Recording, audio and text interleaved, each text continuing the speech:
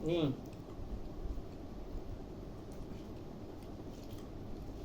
Besar lagi besar tunjuk. Sana lagi besar. Tu macam tu lah.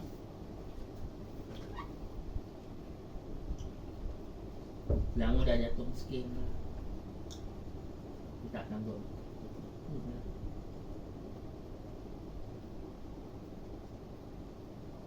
Cuba tadi.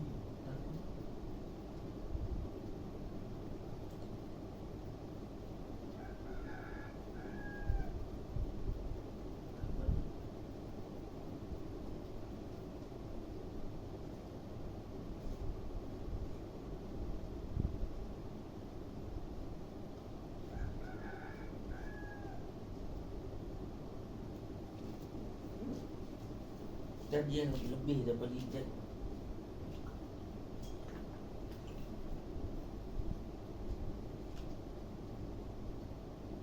Oh, jangan depan!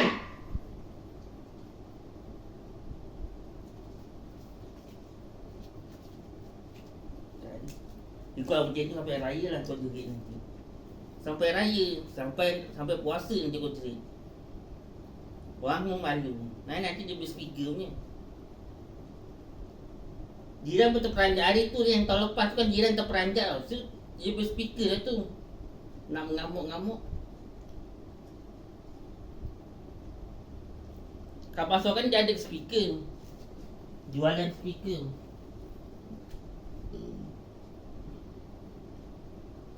Tengok ni dah punya dia. Itulah dia kena fitnah.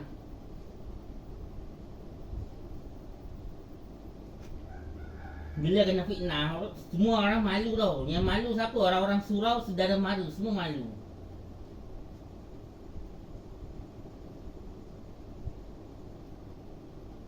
Dia raya je nanti fitnah lah keluar nanti. Fitnah lah yang keluar dulu, fitnah. Fitnah mana-mana dia keluar. Dekat masjid, kat surau, semua keluar.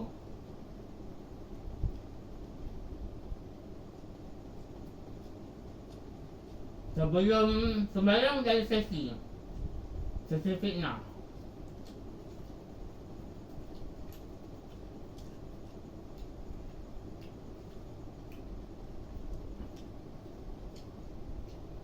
Sebelum pergi lang jadi sesi fitnah.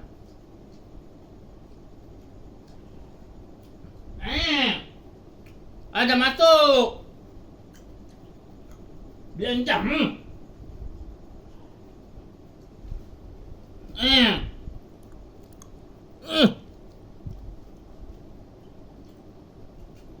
Terlepas.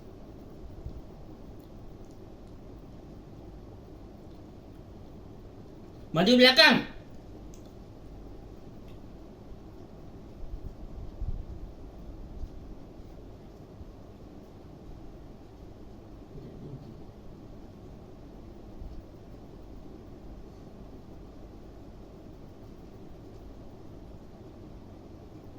Sudah bertujuh pertama kali. Sabah yang Sarawak pertama kali. Singapura paling kaya raya. Singapura lagi kaya. Singapura.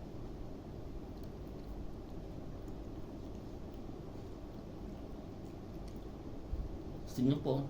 Maju lagi belakang.